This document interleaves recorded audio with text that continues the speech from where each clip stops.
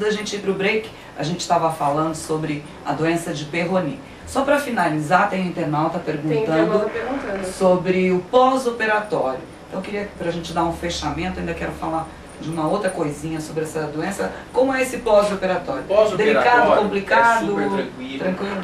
Eu dou Novalgina, que é um remédio de pirona, um remédio tão comum, e é o mais suficiente para ter um bom pós-operatório tranquilo. Em quantos dias volta-se a praticar o sexo? Um mês e meio. Se é que fica sem, esse tempo fica sem a prática?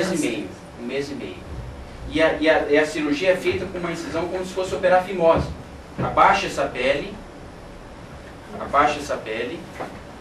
olha, faz como se fosse operar fimose, chama circuncisão, abaixa a pele, corrige tudo por dentro, depois volta e fecha.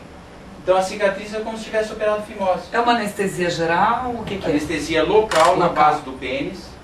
Então para o paciente, o que é confortável? Colocá-lo dormindo, com o remédio pingando no soro. Ele estando dormindo, eu faço anestesia na base do pênis e opero com anestesia local. Acabou a cirurgia, ele acorda, comeu, vai para casa no mesmo dia. Não precisa nem ficar internado. Então, muito mais fácil e simples do que muita gente, olha, né? Silvia, Imagina, né? Estão perguntando aqui se é enfaixado o pênis. É enfaixado, tem uma faixinha. Essa faixa atadura que a gente enfaixa quando tem torce o punho, o pé, deixa a faixinha por uma semana.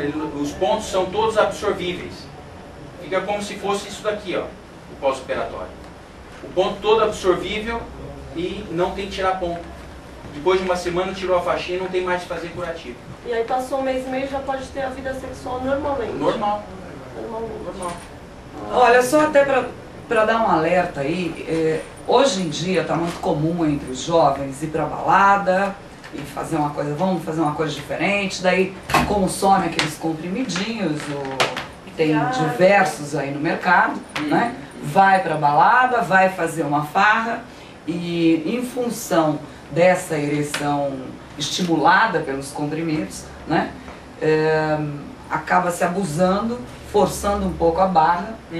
Então, eu queria que o senhor falasse um pouco sobre isso, sobre pacientes, até um caso que a gente estava comentando agora há pouco aqui, de um paciente de 20 anos de idade. Nós temos observado a incidência da fibrose no pênis, que é a doença de Peyronie, cada vez numa faixa etária mais jovem. Porque o jovem hoje tem acesso a esses remédios de maneira fácil. E a necessidade de ter um bom desempenho faz esses jovens usarem esses remédios de forma quase que rotineira, em alguns casos. Associado às vezes à bebida alcoólica. Ou seja, não tem o discernimento, abusa da condição peniana, produz muito trauma e pode desenvolver a fibrose. Então há um mês e meio atrás eu operei um paciente de 20 anos de idade com fibrose no pênis. Não é curvatura que ele nasceu com ela. É a curvatura adquirida. Desenvolveu a verdadeira doença de Peyronie. Muitos homens também acham que porque nasceu ele curva é normal. Eu nasci assim, então eu sou normal. Não necessariamente. Acha que é um charme, então. É um charme. E assim, doutor Paulo, por exemplo, as mulheres elas vão no ginecologista logo que tem a primeira menstruação e até antes, né? Qual a idade que um homem deve procurar um urologista? O homem deveria procurar um urologista, dificilmente ele vai procurar, mas ele precisaria da intervenção ou do pai, ou da mãe, ou do avô, ou da avó. Eu já tive avô que levou o neto para fazer uma avaliação aos 12 anos. Eu acredito que nós deveríamos mudar esse cenário. O homem deveria ser levado a um urologista na mesma idade que vocês são levados ao ginecologista, para começar a ver que isso é normal, esclarecer dúvidas, criar um vínculo onde ele tiver algum problema, ele vai perguntar para o urologista, porque ele não tem liberdade, às vezes, de perguntar para o pai. O pai, às vezes, é de uma geração que ele não sabe responder também. Hoje a frequência de pacientes no seu consultório é em que faixa etária, doutor? Olha, felizmente, graças a essa oportunidade que a gente está tendo aqui, cada vez eu tenho pacientes mais jovens. Já tive paciente de 12 anos, o pai levou 12 anos, o avô levou. E foi um relacionamento super gratificante, porque eu conversei com ele, o avô disse que ia tomar um café, o pai saiu, eu conversei com ele, examinei, pedi para ele falar, relaxar. Depois que ele teve o primeiro contato, ele relaxou, ele começa a perguntar as dúvidas, entendeu? Você nota uma evolução, e uma evolução no sentido de orientar esses jovens a ter um desenvolvimento sexual saudável. Mesmo Sexualidade porque se aprende, não é nato, nós não nascemos igual a gente ainda mama por hoje, necessidade. ainda hoje os homens, os índices de câncer de próstata são altíssimos, em função de homens se descuidarem, né, de não irem em busca de um tratamento, de ver se está tudo certo. Então, eu tenho a impressão que, assim como as mulheres são levadas, ainda meninas, antes de se iniciar a vida sexual, antes de ter a primeira menstruação, são levadas pelas mães, indicadas, né, para irem ao ginecologista, os homens também deveriam ter essa prática, os pais desses garotos, então fica aí um alerta, e que isso torne-se uma rotina, uma prática saudável, para que você, se tiver qualquer anormalidade, qualquer problema, vá em busca de um tratamento com tranquilidade, e sem esse pânico que a gente vê aí dos homens para falar sobre o assunto, para ir em busca de um tratamento para isso. Seria, né? ótimo. Agora, um outro problema que a gente tem, mais comum do que se imagina, são as próteses penianas. Em que caso elas são utilizadas, com que incidência e quais são esses métodos?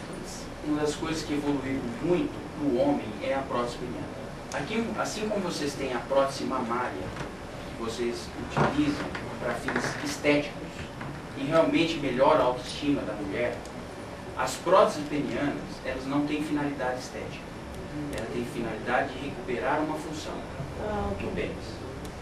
E recuperar essa função é algum problema de ereção que não sustenta. Um problema de fibrose, nós acabamos de falar da doença Peyronie, que às vezes fibrosa piora a ereção, já vinha problema de ereção junto com fibrose, né? Ou pacientes que operaram a próstata, ou operaram a bexiga, ou operaram o reto e danificou os nervos que são responsáveis pela ereção, ele passa a ter problema de ereção. Ou diabetes. Quem tem 10 anos de diabetes, praticamente todos vão ter algum grau de disfunção erétil. Ou seja, problema de ereção é a dificuldade de ter ou manter uma rigidez no pênis até completar a satisfação dos dois. Isso não significa que, para ter problema de ereção, é que ele não dá nem sinal de vida. Existem níveis de leve, moderada, severa. Se você nota que o pênis não fica bem rígido, ele fica, deprime, ele já tem algum déficit de rigidez. Se isso propicia dobras, às vezes escapar, precisa de tratar nessa fase já, até para evitar a Peyronie. Agora, os problemas de ereção podem ser tratados com esses remédios que hoje tem no mercado. Mas sob orientação médica. Sob orientação médica. Não é essa coisa de ir para a farmácia, porque parece que se compra sem receita médica, em algumas farmácias, e você toma e pode causar outros problemas. Né?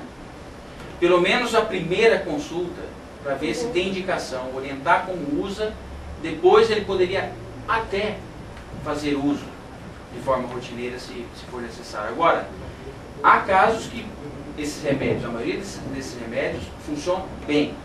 Há casos que é alteração hormonal. O testículo diminui a produção de hormônio. Então tem que repor o hormônio. Ou estimular o testículo a funcionar. E aí volta a ereção. Ou seja, ele está tomando remédio, mas não tratou a causa primária. O problema hormonal às vezes. Então, essa investigação no consultório do problema de ereção envolve uma investigação completa, não é só o pênis. Existem estudos que mostram que o problema de ereção é um anúncio que está tendo um problema vascular. O doente está em risco de ter um infarto, um derrame. Entendi. Entendeu? Então, se ele for comprar o remédio na farmácia e só o pênis funciona, isso aqui foi a ponta do iceberg, que poderia tratar e evitar um problema mais sério. E daí a hora que o pênis funciona através da medicação, o coração para. Ou seja, problema de ereção, temos que avaliar por trás se não tem algo mais grave. Okay. Temos que tirar um raio-x, entre aspas, não é raio-x, mas tem exame de sangue, exames cardíacos, essas coisas, da realidade que tem. Se tiver tudo bem, nós vamos tratar o problema de ereção. Ou trata concomitante.